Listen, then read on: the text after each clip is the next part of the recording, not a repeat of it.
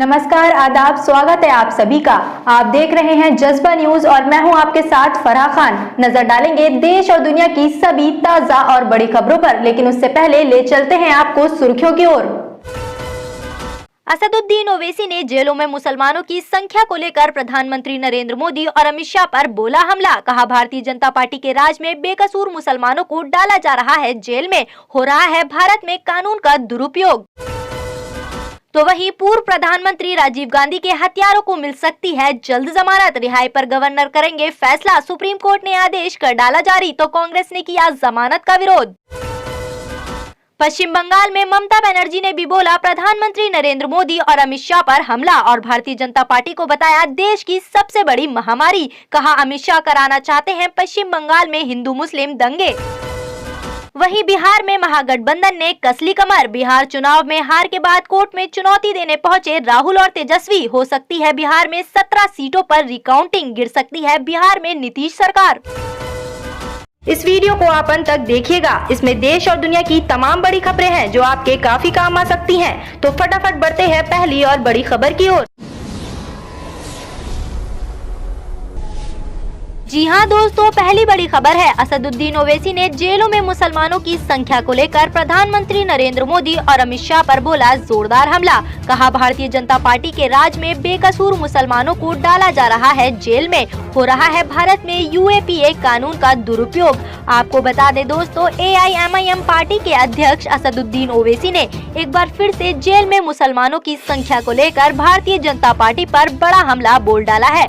असदुद्दीन ओवैसी ने प्रधानमंत्री नरेंद्र मोदी और गृह मंत्री अमित शाह पर हमला बोलते हुए एक ट्वीट किया है और लिखा है कि यूएपीए कानून एक खराब कानून है जिसका इस्तेमाल सिर्फ और सिर्फ निर्दोष मुसलमानों, दलितों और सरकार पर सवाल खड़े करने वाले लोगों के खिलाफ भारतीय जनता पार्टी कर रही है। असदुद्दीन ओवैसी ने आगे कहा है कि ये साफ हो चुका है कि यूएपीए कानून यानी अनलॉफुल एक्टिविटीज प्रिवेंशन एक्ट एक कठोर कानून है और इसका इस्तेमाल केवल और केवल भारतीय जनता पार्टी मुसलमानों, दलितों और सरकार से सवाल करने वालों को कैद करने और उन्हें डराने के लिए कर रही है। इसी के साथ साथ असदुद्दीन ओवैसी ने कहा है कि जिस तरह से भारतीय जनता पार्टी के राज से पहले मुसलमानों की संख्या जेलों में कम थी, लेकिन भारतीय जनता पार्टी के सत्ता में आते ही देश की जेलों में सबसे ज्यादा मुसलमान, दलित और बेगुनाह लोग भरे हुए हैं और इनके ऊपर गलत तरीके से यूएपीए कानून लगाकर इन्हें जेल में डाल दिया जाता है। आगे असदुद्दीन ओवैसी ने कहा है कि अब समय आ गया है कि यूएपीए कानून का हमें देश में विरोध करना चाहिए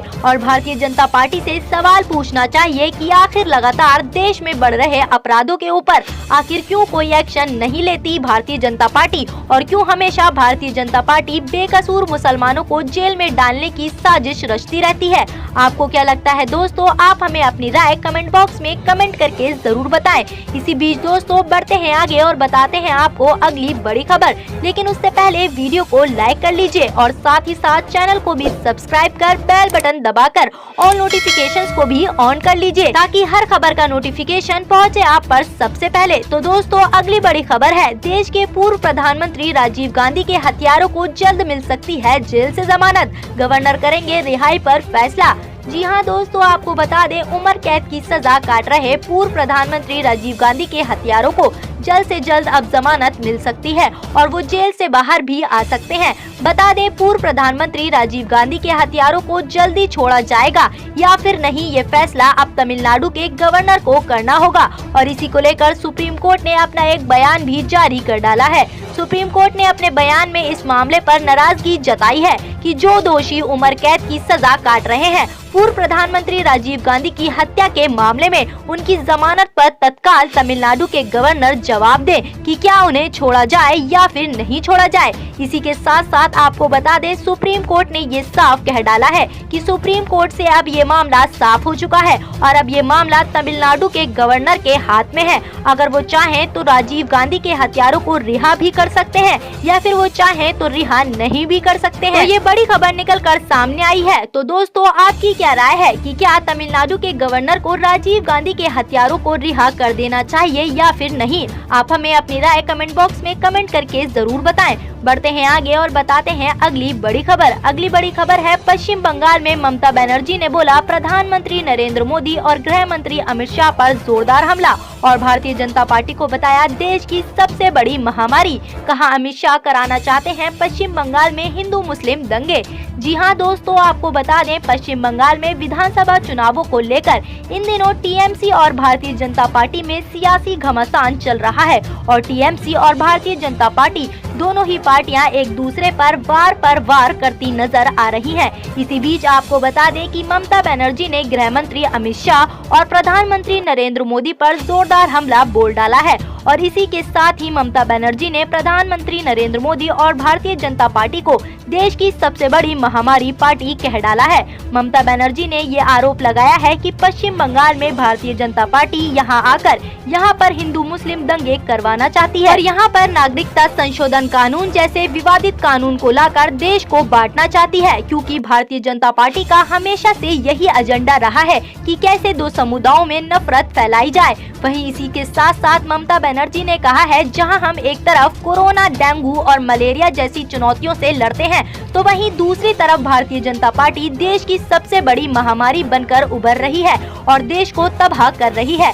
और अब भारतीय जनता पार्टी बंगाल में भी आकर दंगे करवाना चाहती है और गलत बयानबाजी देकर गृह मंत्री अमित शाह हिंदू मुस्लिम दंगे करवाना चाहते हैं। अमित शाह को ममता बनर्जी ने ये तक कह डाला है कि कुछ लोग बाहर से आते हैं और बड़े बड़े वादे करके चले जाते हैं, लेकिन मैं हमेशा बंगाल के साथ रहती हूँ और रहूंगी, इसीलिए पश्चिम बंगाल में बाहरी लोगों का राज नहीं चलेगा, बल्कि यहाँ पर राज सिर्फ और सिर्फ बंगालियों का ही चलेगा। ये सभी बातें भारतीय जनता पार्टी और अमित शाह को लेकर ममता बनर्जी ने कह डाली है। तो दोस्तों, क्या आप भी ममता बनर्जी की इन सभी बातों से सहमत हैं या फिर नहीं? आप हमें अपनी राय कमेंट बॉक्स में कमेंट करके जरूर बताएं। बढ़ते हैं आगे और बताते हैं आपको अगली बड़ी खबर। लेकिन अगर आपने अभी तक वीडियो को लाइक नहीं किया है तो फटाफट से वीडियो को लाइक कर दें और साथ ही साथ चैनल को भी सब्सक्राइब कर बेल बटन दबाकर ऑल नोटिफिकेशंस को भी ऑन कर ले, ताकि हर वो खबर आप तक पहुंचे जो गोदी मीडिया आपको नहीं दिखाता। तो दोस्तों, अगली बड़ी खबर है बिहार में महागठबंधन ने कस ली कमर। बिहार चुनाव में हार को चुनौती देने पहुंचे तेजस्वी और राहुल। नीतीश कुमार की बड़ी मुश्किलें।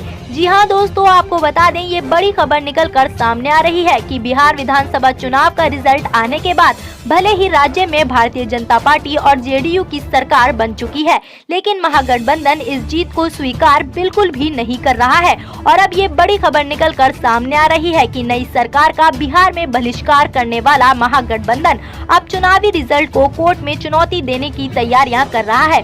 बता दें महागठबंधन यानी आरजेडी और कांग्रेस ने ये आरोप लगाया है कि षड्यंत्र के तहत बिहार चुनाव में कुछ सीटों पर चुनाव रिजल्ट एनडीए के पक्ष में बड़ी धांधलीबाजी करके कराया गया है।